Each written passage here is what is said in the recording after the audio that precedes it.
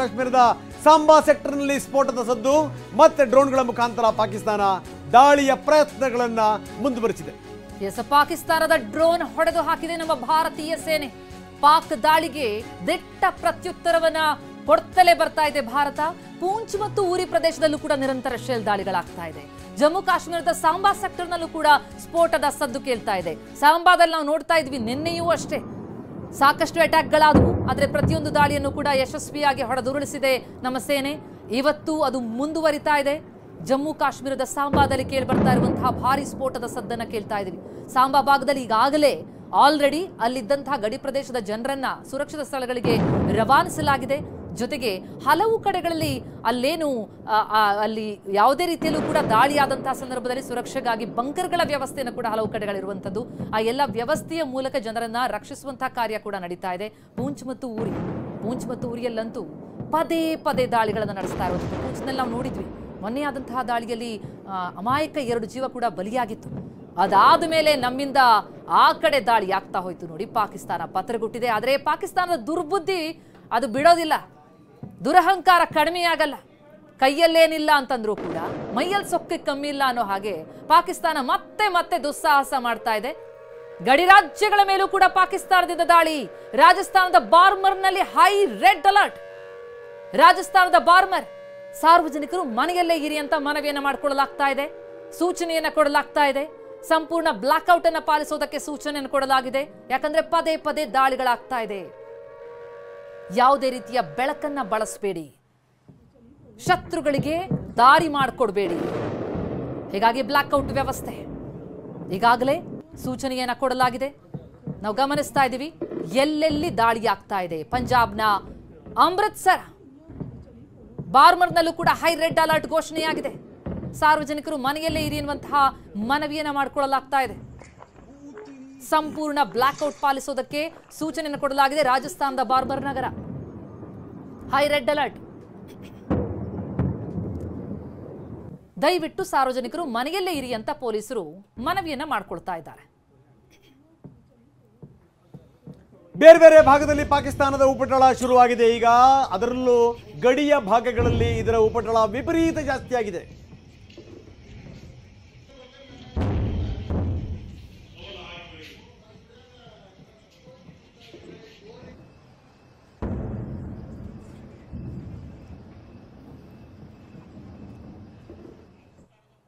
ಬನ್ನಿ, ರಾಜಸ್ಥಾನದ ಬಾರ್ಮರ್ ನಗರದಲ್ಲೇ ಇದ್ದಾರೆ ಕನ್ನಡಿಗರೊಬ್ಬರು, ರೆಡ್ಡಿ. ಸುರೇಂದರ್ ರೆಡ್ಡಿ ಅನ್ನೋರು ನಮ್ಮ ಜೊತೆ ಸಂಪರ್ಕದಲ್ಲಿದ್ದಾರೆ. ಸುರೇಂದರ್ ರೆಡ್ಡಿ ನಮ್ಮ ಜೊತೆಗೆ ಸಂಪರ್ಕದಲ್ಲಿದ್ದಾರೆ. ಸುರೇಂದರ್ ರೆಡ್ಡಿ ಅವರ ಧ್ವನಿ ಕೇಳ್ತಾ ಇದೆಯಾ ಸರ್? ನಮಸ್ಕಾರ. ಈಗ ಸ್ಥಿತಿಗತಿಗಳು ಯಾವ ರೀತಿ ಇದೆ? ಯಾಕಂದ್ರೆ ಅಲ್ಲಿ ಸದ್ದು ಕೇಳ್ತಾ ಇದೆ, ದೊಡ್ಡ ಮಟ್ಟದ ಸ್ಫೋಟ ಸಂಭವಿಸಿದೆ ಅನ್ನುವಂತ ಮಾತುಗಳು ಕೇಳಿ ಬರ್ತಾ ಇದೆ. ರಂಗನಾಥ್ ಅವರೇ, ಈಗ ನಾನು ಸದ್ಯಕ್ಕೆ ಬಾರ್ಮರ್ ಸಿಟಿಯಲ್ಲಿ ಇರ್ತಾ ಇದ್ದೀನಿ. ಬಾರ್ಮರ್ ಸಿಟಿಯಲ್ಲಿ ಇಲ್ಲಿ ನಾನು ಖಾಸಗಿ ಕಂಪನಿಯಲ್ಲಿ ಪವರ್ ಪ್ಲಾಂಟ್ ಅಲ್ಲಿ ಸುರಕ್ಷತಾಧಿಕಾರಿ ಅಂತ ಹೇಳಿ ಕೆಲಸ ಮಾಡ್ತಾ ಇದ್ದೀನಿ. ಇಲ್ಲಿ ಟೌನ್ಶಿಪ್ ಇದೆ ಬಾರ್ಮರ್ ಅಲ್ಲಿ. ಸೊ ಸಿಟಿಯಲ್ಲೇ ಇದ್ದೀನಿ. ಈಗ ಕಂಪ್ಲೀಟ್ ಸಿಟಿ ಮಾತ್ರ ಕಂಪ್ಲೀಟ್ ಬ್ಲಾಕ್ ಔಟ್ ಆಗಿದೆ.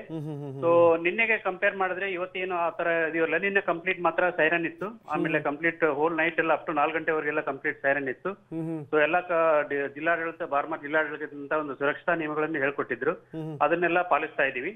ಸೊ ಹಾಗಾಗಿ ಕಂಪ್ಲೀಟ್ ಬ್ಲಾಕ್ ಔಟ್ ಆಗಿದೆ. ಸರ್ ಬಾರ್ಮರ್ನ ಯಾವ ಭಾಗದಲ್ಲಿದ್ದೀರಿ? ಯಾಕಂದ್ರೆ ಬಾರ್ಮರ್ ರಾಜಸ್ಥಾನದ 3rd ಬಿಗ್ಗೆಸ್ಟ್ ಡಿಸ್ಟ್ರಿಕ್ಟ್ ಬಾರ್ಮರ್. ಈ ಬಾರ್ಮರ್ನ ಯಾವ ಭಾಗದಲ್ಲಿದ್ದೀರಿ? ಅಲ್ಲಿನ ಸ್ಥಿತಿಗತಿಗಳು ಯಾವ ರೀತಿ ಇದೆ ರೆಡ್ಡಿ ಅವರೇ?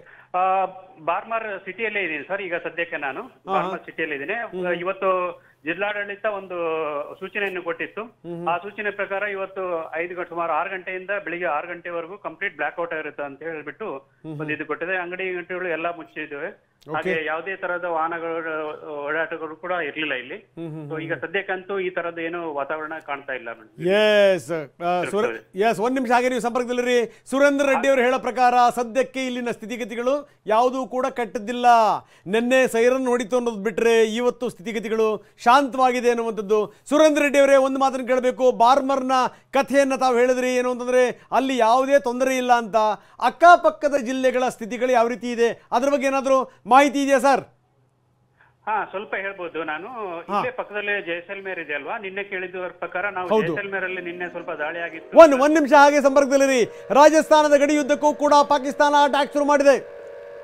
ಬಾರ್ಮರ್ನಲ್ಲಿ ಏನೂ ಇಲ್ಲ ಅನ್ನುವಂಥ ಮಾತನ್ನು ರೆಡ್ಡಿ ಅವರು ಹೇಳ್ತಾ ಇದ್ದಾರೆ. ಆದರೆ ಬಾರ್ಮರ್ನ ಬೇರೆ ಭಾಗದಲ್ಲೂ ಕೂಡ ಒಂದು ಕಡೆ ಸ್ಫೋಟ ಆಗಿದೆ ಅನ್ನುವಂಥದ್ದು. ಜೈಸಲ್ಮೇರ್ ನಿನ್ನೆ ಕೂಡ ಆಗಿತ್ತು. ಇವತ್ತು ಕೂಡ ಜೈಸಲ್ಮೇರ್ನ ಗುರಿಯಾಗಿಸಿಕೊಂಡು ಪಾಕಿಸ್ತಾನ ಅಟ್ಯಾಕ್ ಅನ್ನು ಶುರು ಮಾಡಿದೆ. ಬಾರ್ಮರ್, ಜೈಸಲ್ಮೇರ್, ಪೋಖ್ರಾನ್ ಬಳಿ ದಾಳಿ ನಡೆಸಲಾಗ್ತಾ ಇದೆ ಅನ್ನುವಂಥದ್ದು ಪಾಕಿಸ್ತಾನದಿಂದ ನಿರಂತರವಾಗಿ ದಾಳಿ ಮುಂದುವರೆದಿದೆ. ರೆಡ್ಡಿ ಅವರೇ, ತಾವು ಹೇಳ್ತಾ ಇದ್ದೀರಿ ನಿನ್ನೆ ಸ್ಥಿತಿಗತಿಗಳು ಮತ್ತೆ ಇವತ್ತಿಂದು ಹೇಳಿ ಸರ್. ರೆಡ್ಡಿ ಸರ್, ಹೇಳಿ ಸರ್. ತಾವು ಹೇಳ್ತಾ ಇದ್ರಿ ಜೈಸಲ್ಮೇರ್ ಬಹಳ ಹತ್ತಿರದಲ್ಲಿದೆ ಈ ಬಾರ್ಮಾರ್ಗೆ. ಅಲ್ಲೂ ಕೂಡ ನಿನ್ನೆ ಒಂದಷ್ಟು ತೊಂದರೆಗಳಾಗಿತ್ತು ಅಂತ, ಅದ್ರ ಬಗ್ಗೆ ಏನಾದ್ರು ಹೇಳ್ತೀರಾ ಸರ್? ಸರ್, ಜೈಸಲ್ಮೇರ್ ಇಲ್ಲಿಂದ ಒಂದು 150 ಕಿಲೋಮೀಟರ್ ಆಗುತ್ತೆ ಸುಮಾರು. ಸೊ ನಮ್ಮ ಈ ಪವರ್ ಪ್ಲಾಂಟ್ ಇಂದ ಒಂದು 125 ಕಿಲೋಮೀಟರ್, ಸುಮಾರು 125 ಕಿಲೋಮೀಟರ್ ಆಗುತ್ತದೆ. ಸೊ ಹಾಗಾಗಿ ನಮಗೂ ಕೂಡ ಒಂದು ಇನ್ಸ್ಟ್ರಕ್ಷನ್ ಬಂದಿತ್ತು ಪವರ್ ಪ್ಲಾಂಟ್ ಅಲ್ಲಿ ಕೂಡ ಯಾವ ಮುಂಜಾಗ್ರತೆ ಕ್ರಮಗಳನ್ನು ತಗೊಳ್ಕೊಂಡು ಆ ತರದ್ದೆಲ್ಲ ಮಾಡ್ಬಿಟ್ಟು ಇವನ್ ನೈಟ್ ಕಂಪ್ಲೀಟ್ ಪವರ್ ಪ್ಲಾಂಟ್ ಅಲ್ಲೂ ಕೂಡ ಪವರ್ ಪ್ಲಾಂಟ್ ಆಪರೇಷನ್ ಇದೆ. ಸೊ ಅಲ್ಲೂ ಕೂಡ ಕಂಪ್ಲೀಟ್ ಪವರ್ ಪ್ಲಾಂಟ್ ಯಾವುದೇ ತರಹದ ಹಾನಿ ಇಲ್ಲ, ಪ್ಲಸ್ ಯಾವುದೇ ತರಹದ ಒಂದು ಸುರಕ್ಷತಾ ಇದು ತಗೊಂಡ್ಬಿಟ್ಟು ಬ್ಲಾಕ್ ಔಟ್ ಮಾಡಿ ಕಂಪ್ಲೀಟ್ ನಾವು ಪ್ಲಾಂಟ್ ಅನ್ನು ಓಡಿಸ್ತಾ ಇದೀವಿ. ಸೊ ಆ ತರದೇ ಏನು ಇವತ್ತು ಏನು ಆ ತರ ಇದು ಕಾಣ್ತಾ ಇಲ್ಲ ರಂಗನಾಥ್ ಅವರೇ. ಸುರಕ್ಷಿತವಾಗಿದ್ದೀವಿ. ಆಮೇಲೆ ಇನ್ನೊಂದು ಏನಂದ್ರೆ ಬಾರ್ಮರ್ ಸುತ್ತಮುತ್ತಲು ಇಲ್ಲಿ ಪಕ್ಕದಲ್ಲೇ ಉತ್ತರಲ್ಲೇ ಅಂತಿದೆ ಏರ್ಫೋರ್ಸ್ ಇದೆ 10 ಕಿಲೋಮೀಟರ್ ಅಲ್ಲಿ. ಪ್ಲಸ್ ಸರೌಂಡಿಂಗ್ ಇಲ್ಲೆಲ್ಲ BSF ತುಕಡಿಗಳು ಇದೆಲ್ಲ ಇದಾವೆ ರೋಡ್ ಅಲ್ಲಿ, ಇದೆ ಹೈವೇ ಅಲ್ಲಿ, ಜೈಸಲ್ಮೇರ್ ಬಾರ್ಮರ್ ಹೈವೇದಲ್ಲಿ. ಸೊ ಮಿಲಿಟರಿ ವಾಹನಗಳು ಅವಾಗ ಕೂಡ ಓಡಾಡಕ್ಕೆ ಸಿಗ್ತಾ ಇರ್ತವೆ. ಸೊ ಆ ತರದ ಅಷ್ಟು ಬಿಟ್ರೆ ಮತ್ತೆ ಯಾವುದೇ ತರದ ಒಂದು ಭಯದ ವಾತಾವರಣ ಅಂತೂ ಇವತ್ತಿಗಂತೂ ಸದ್ಯಕ್ಕಂತೂ ಈ ಸಿಟಿಯಲ್ಲಂತೂ ಇಲ್ಲ. ಗ್ರೇಟ್. ಇದೆಲ್ಲದ್ರ ಜೊತೆಗೆ ಅಲ್ಲಿಂದ ಬಾರ್ಡರ್ ಎಷ್ಟು ದೂರ ಆಗುತ್ತೆ ಸರ್? ಸರ್, ಇಲ್ಲಿಂದ ಬಾರ್ಡರ್ ಮುನಾಬಾ ಅಂತ ಹೇಳಿ ಬರುತ್ತೆ. ಮುನಾಬಾ ಸುಮಾರು ಒಂದು 90 to 120 ಕಿಲೋಮೀಟರ್ ಆಗುತ್ತೆ ಸರ್. ಸೊ ಈ ಕಡೆ ಜೈಸಲ್ಮೇರಿಂದ ಮುಂದೆ ಹೋದ್ರೆ ರಾಮಗಢ ಆ ಕಡೆ ಮುಂದೆ ಹೋದ್ರೆ ಬಾರ್ಡರ್ ಇನ್ನ ಒಂದು 250 ವರೆಗೂ ಆಗುತ್ತೆ sir. Okay. Yes sir, thank you very much.